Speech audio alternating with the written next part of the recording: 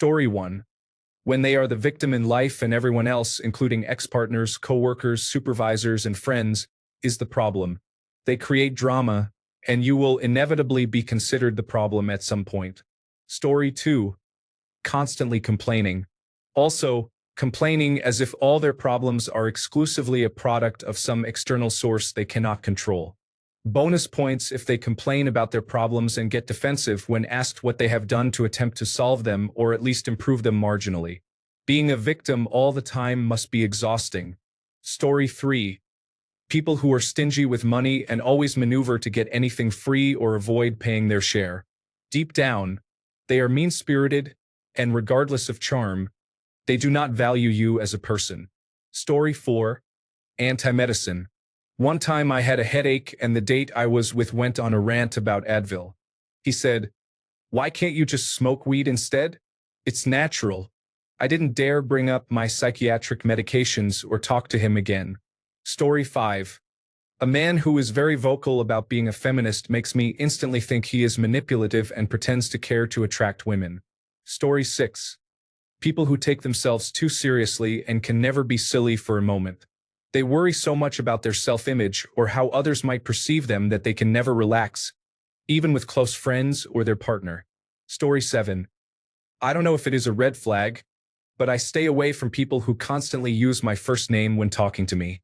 Feels patronizing and just weird. Story 8. People who need to hang out with others nonstop cannot be happy alone, and the friendship often spirals into them trying to control you as much as they can. I have met many people like this, and they get very angry when I do not hang out with them every day. Recently, I told one of these individuals, "I am autistic, and I greatly value my alone time. I do not like people controlling my time." He replied, "It is good to let some other people have control for a bit." Story 9. If someone is constantly talking about their sex life, they are likely to bring unnecessary drama into your life. Unless you are very close or intimate with someone, a well-adjusted person does not frequently share details about the who, what, or when of their sex life, nor do they try to prompt you to ask about it. Story 10. When people say, "Haha, I am difficult to deal with it," and have accepted that they will be hard to handle for everyone else in society, we should still make room for them and allow them all the benefits of a social life. Story 11.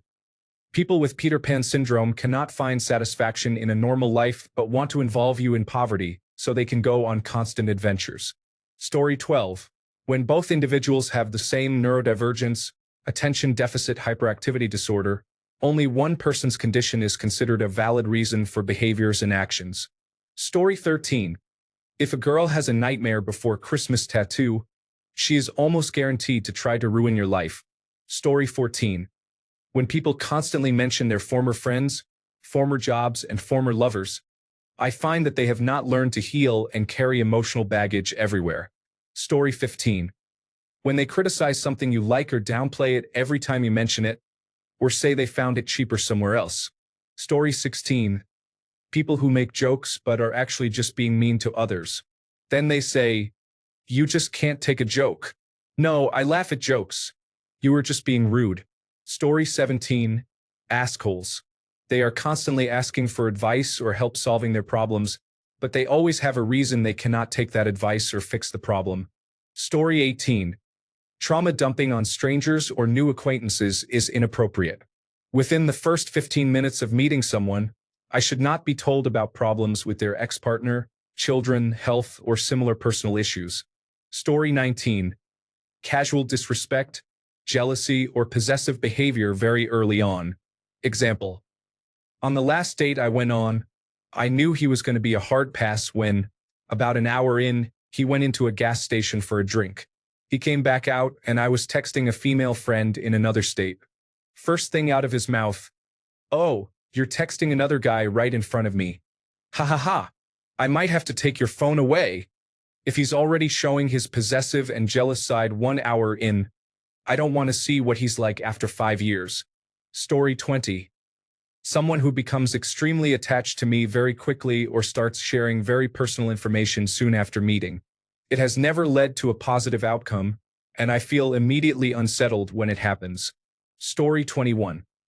If someone randomly picks on another person for no reason by insulting them, saying hurtful things, or being mean, do not ignore it. Even if they are friendly with others, treating someone poorly without cause is unacceptable. Address the behavior or end the friendship. They do not deserve to have friends. Story 22. If reality television is their primary source of entertainment, no disrespect to those who enjoy it, but for me, it has never resonated well. Story 23. When people start talking about how they have finally figured out their lives and are at peace with the universe, like, I get it now. Everything makes sense. I am waiting for the psychotic episode. Story 24. They will generally tell you who they are once they think they have you hooked, usually very early. Do not ignore what they tell you. Mark it clearly and pay close attention. Story 25. People who yell at you in front of others for no reason should be removed from your life, or the situation will worsen quickly. Story 26. People who cannot just hang out with you, they have to be multitasking or pulling you into helping them with tasks all the time. Just relax. Story 27. Self-deprecating humor. I have learned to watch that space very closely. A little bit is understandable, normal even. I think being able to take a shot at yourself is a healthy thing. But this is also the trap. I had a friend who engaged in self-deprecating humor, and I thought he was a funny guy. Until that became all he ever joked about. It was clearly not a joke. It was low self-esteem wrapped up in a socially acceptable way to talk about it, and ultimately, I found it too exhausting to be around him. Story 28. Smirking or snorting at me when they see me trying to be sincere and make a good impression on someone indicates disrespect, insecurity, or jealousy. This shows that the person is a hater, not a friend. It has happened to me with two friends. One relationship ended badly, and the other I am keeping at a distance. Story 29. Also, people who are too mellow or calm can be hard to describe. They are always preaching about peace, but there is a rage simmering underneath the surface. I knew two really mellow hippie vegan men. One taught yoga and meditation. The other had inspirational quotes posted all over his apartment about kindness and peace. One tried to strangle his girlfriend, and she barely escaped. The other set his family's house on fire. Nobody died, but it was still quite extreme. Story 30. Stingy people who also steal small amounts of money from others. I had a few coworkers who would constantly beg for someone else to pay for their lunch because they forgot their wallet or something similar. They would promise to pay back the money the next day, but that day never came. I got scammed a couple of times before I became wise. After that, I never lent money to anyone and felt that some people might have been nice, but I didn't believe them. I could have helped some deserving people, but because of these stingy individuals, I didn't. It is also interesting that I remember the cheaters as being overly religious. Story 31. People who judge other people's eating habits show a clear disregard for boundaries and a need for control over others. What another person chooses to eat, as long as they are meeting their basic nutritional needs, is unreasonable to judge. Story 32. When people need to talk, scroll, or watch something almost constantly, discomfort with quiet and the absence of background noise can seem like an inability to be present and pay attention. Also, people who are obsessed with celebrities and their children may not be a red flag per se, but I personally find it indicative of superficiality. Story 33. Frequently answering questions with unrelated responses is common among many politicians and toxic individuals. Story 34. Inconsistent boundaries and double standards. They are happy to make certain jokes or comments that make you uncomfortable without issue, but if you say something similar, they get offended and hold it against you, even if it is not aimed at them. I have experienced that too many times with people, and I am done with it now. Story 35. They share their victim story with everyone shortly after meeting them. In my experience, they are establishing themselves as a victim in every situation moving forward. Many people have been a victim at one point or another, but most people do not lead with that. Story 36. If a woman says she doesn't have many girlfriends and the reason is that she just doesn't connect with them the way she does with men, listen carefully. If you hear this as a man, but especially as a fellow woman, run. Don't walk, run. Story 37. If they disparage other people, particularly family and sexual partners, the first time you meet them, that is something I have come to expect of narcissists and manipulators. Story 38. Sometimes when I meet people who seem completely normal to everyone else around me, they give me an odd feeling. I have learned to never ignore that feeling, as it eventually comes with a solid reason that reveals itself in time. I have never been wrong about it. Story 39. If they have creepy eyes, it is not a specific shape, size, or any physical attribute of the eyes. It is the way they look at people. Even when they smile or laugh, the look remains. I do not think I have been wrong once. Story 40. I liked COVID-19. It was a clear way to know if people were someone to avoid interacting with ever. Thank you, COVID-19. Also, it's just a dog. I will not sit to pee. That is not manly. Mental load is not real. And men and women can't be friends. Story 41. If you mention how they make you feel, for example, saying you do not like it when they roll their eyes at your story, and they respond, "What? I did not do anything." Story 42. Bitch went nuts is given as the explanation for their breakups. This shows zero responsibility or introspection, or at best, poor judgment of character. Perhaps she was always unstable, and he did not see it. Story 43. They always get upset or angry when something does not go as expected or when they have to wait for something or someone. Story 44.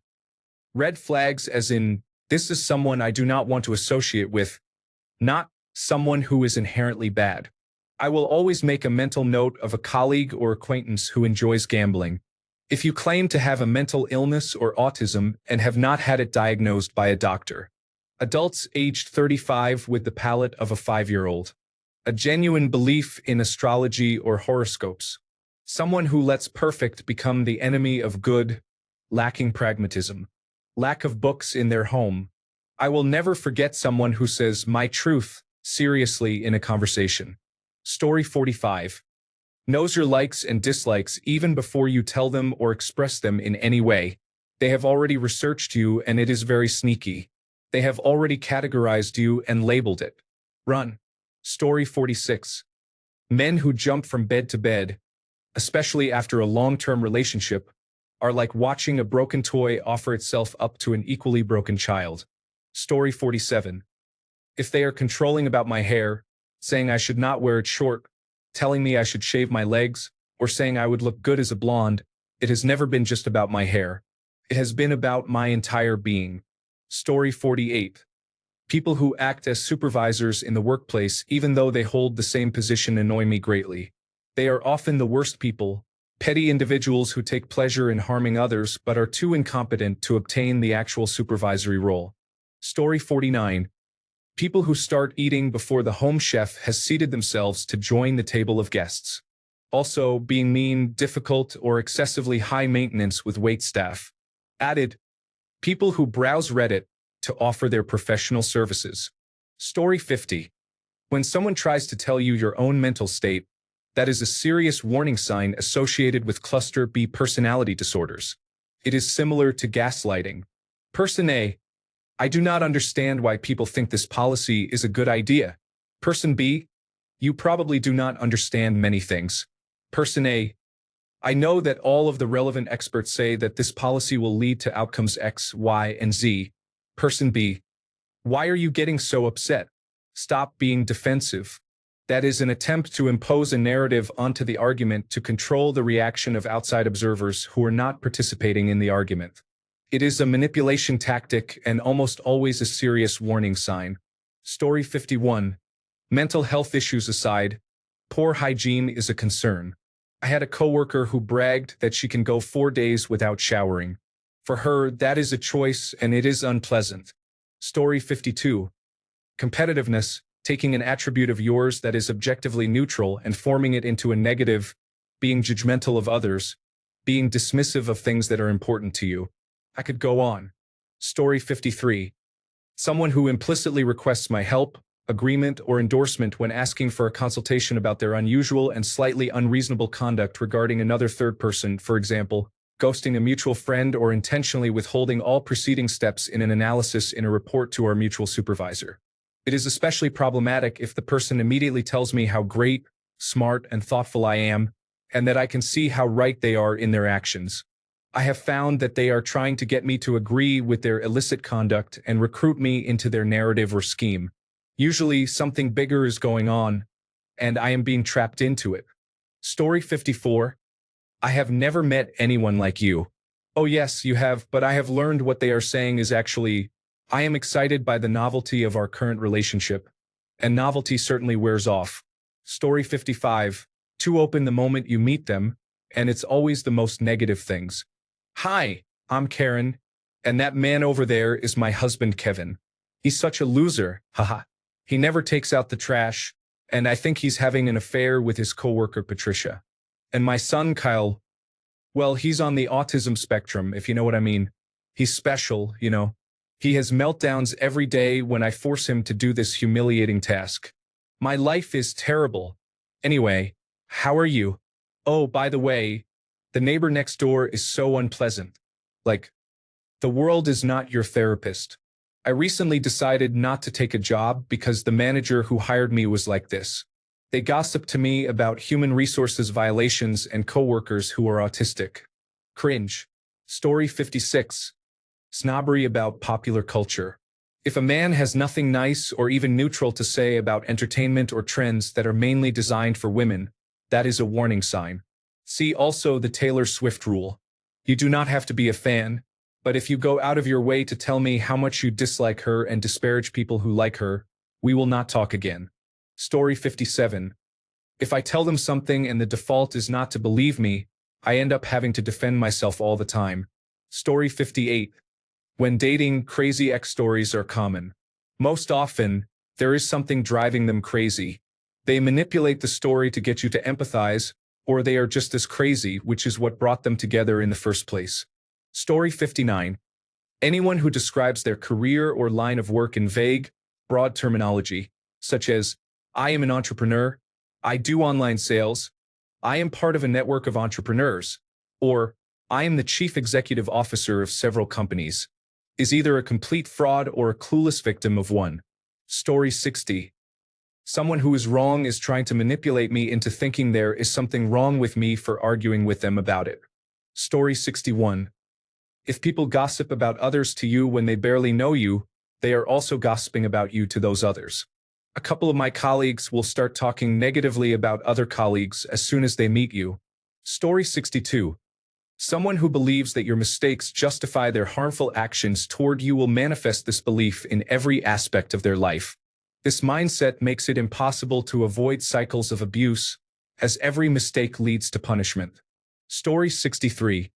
People who say they never set expectations because they are always unsatisfied or disappointed, or who describe themselves as calm because they have suppressed emotions, are expressing negativity or apathy.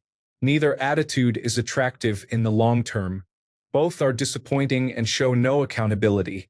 They are just hiding the root emotion, misery. Story 64. If they are rude to their parents or do not clean up after themselves at a restaurant and say it is their job. Story 65. General food aversion without a true reason is usually a sign of other mental and emotional issues that have likely not been addressed. I have done a lot of work in therapy and do not have time for people who are unwilling to work on themselves or lack the self-awareness to grow as individuals, let alone in a relationship. Story 66. Lying about small things for no apparent reason is generally a sign that, at best, a person is emotionally immature, and at worst, a narcissist. Story 67. Someone who is always defensive when you bring things up to them, like take the loss and move forward. And my feelings are valid. They may not be fact, but at least try to show some understanding. I am not blaming. I am just stating how something makes me feel. Oh, and people who criticize but cannot take criticism. That is a whole other story. Story 68. If they are a plain, basic, or unadventurous eater, they are often uninteresting in many other aspects of their lives. Story 69. When someone brags about doing something wrong, we all face pressure to do something bad. However, if you are proud of it, that suggests it is not against your morals. Story 70. People who think being assertive in every situation is necessary seem to be overcompensating for something else. Story 71. Describing others as overreacting. Anyone who insists on telling you their positive qualities probably does not have those qualities. Story 72. Someone who is constantly the victim and always complains about situations but never takes action to improve their circumstances. Story 73. People who learn certain things you do not like, do them, and then brush you off when you have a negative reaction, refusing to apologize under the guise of humor. Story 74. Anti-science with a particular emphasis on anti-evolution. I cannot take seriously a person who is a dedicated creationist. Story 75. If they are obsessed with Halloween or serial killers. If she has children, does not have custody, and constantly bails on them. If they are always outraged or standing up for whatever issue is currently trending on their social media algorithm. Like I need a lecture on how bad the world is from someone on an L-shaped couch. Story 76. When they touch me, even a tap on the shoulder to get my attention, I don't particularly mind the contact. However, these strangers often turn out to be unpleasant. Story 77. Immediate trauma dumping, clinginess, obsession, soon followed by sexual topics. After this, they do a complete turnaround and reprimand you over something small, like sleeping in and not checking in on them. This is coupled with signs that they are more into how you are, rather than who you are. Basically, I am describing fearful avoidant individuals. Avoid fearful avoidant individuals. Story 78. For oddly specific red flags, people who are into the house of birth charts in astrology. Not to criticize anyone's spirituality, but unfortunately, every person I have been involved with who was into the house of birth charts specifically always ended up having some type of personality disorder. I am not saying it is enough to end a relationship, but it is definitely a red flag that puts me on edge. Story 79. I had a friend who was a tough and resilient person. No one could ever have a rougher or harder time than her. We fell out because my mother was dying, and she couldn't cope. Story 80. If they do not seem to have an accurate view of themselves, these are the people who, when they eventually betray you, are not even aware of it or do not care. They will lead you into situations they insist they are sure of, but are not. It is hard to learn anything about them because the way they describe themselves versus how they actually act in real-life situations does not match. Story 81. People who complain they are broke but constantly spend money. I have met many people who need to borrow money, cannot pay rent or ask for food, while they have an Amazon package delivered every other day. Story 82. If they really like the music duo Insane Clown Posse. The exes who were the worst to me in the 2000s, love them. Story 83. I dated someone who would mock things I said by mimicking me in a naya tone, trying to discredit me. I left him for that and other reasons. 10 years later, I was on a first date with a man. I mentioned that my drink was really strong, just an observation, not a complaint, and he responded in a baby voice, mimicking me.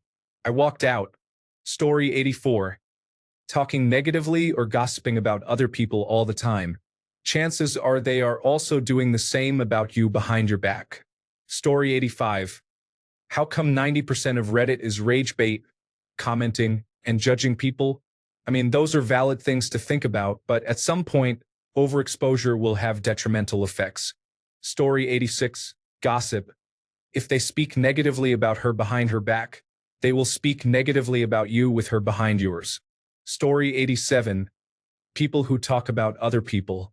I understand venting about someone at work, but talking about someone just to talk about them is a huge red flag. Story 88. The way they treat their parents matters. I had a friend from high school who, at her bridal shower at their house that they paid for, they subsidized her whole life, berated her poor mother for no reason in front of her friends and her mother's friends. My husband and I felt so badly that I cut her off after that. There were other issues too. This was the final straw. She also never asked about anyone else's life. She was the embodiment of main character syndrome. She also questioned why my mother was receiving chemotherapy because she didn't have cancer. She had hepatitis and didn't want to tell people. Story 89. Someone who gossips about other people will definitely be making up false stories about you behind your back. Story 90. Anyone who describes themselves as brutally honest is a person who has not yet learned how to be mature. Story 91. 1.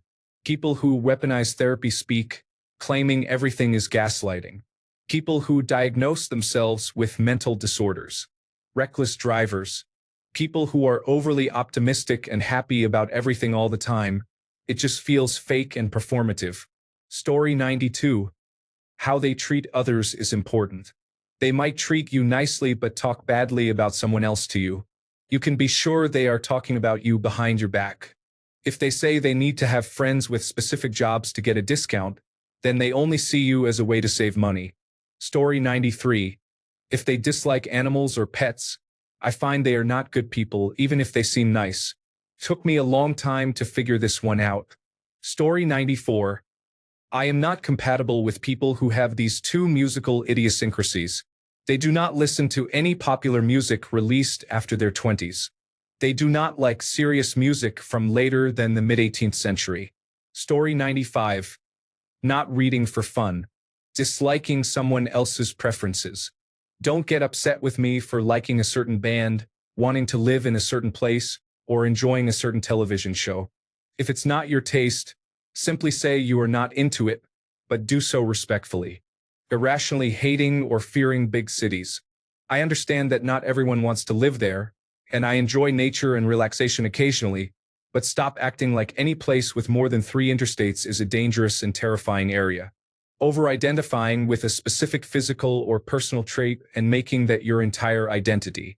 Then complaining nonstop when people ignore that trait or use it to identify you. For example, someone who is very tall being judgmental of others mentioning their height, yet getting upset when they themselves are overlooked because, how can you miss someone this tall? Story 96.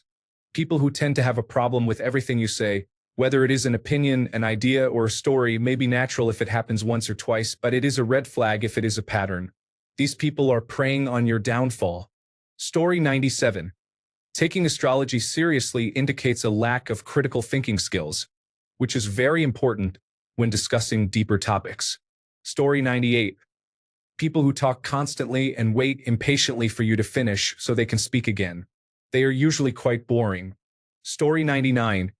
My gut feeling, I can't explain, but the one that literally gave me shivers, even though he acted totally normal, turned out to be a pedophile. Story 100. People who have no strong opinions towards anything. There is nothing they are passionate about outside of common interests. They do not deviate from the norm. If everyone else generally likes something, they like it.